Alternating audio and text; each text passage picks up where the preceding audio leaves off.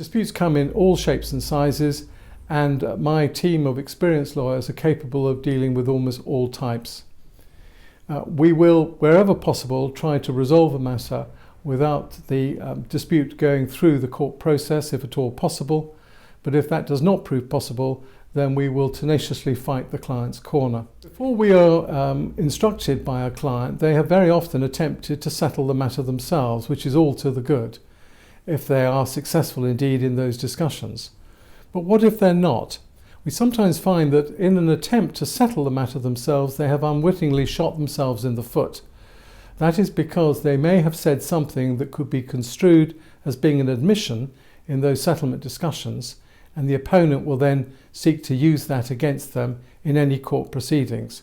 Now, all of that can be avoided if the client ensures that any communication that they have with their opponent, where they're attempting to settle the matter, is headed without prejudice.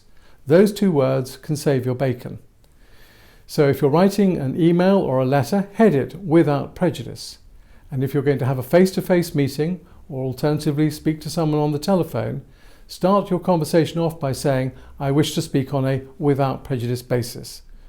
If, however, you do not feel comfortable about entering into settlement negotiations with your opponent, I would strongly urge you to seek legal advice, and we'd be delighted if you were to instruct us in the matter so that we can represent you and hopefully bring about a satisfactory resolution to the dispute.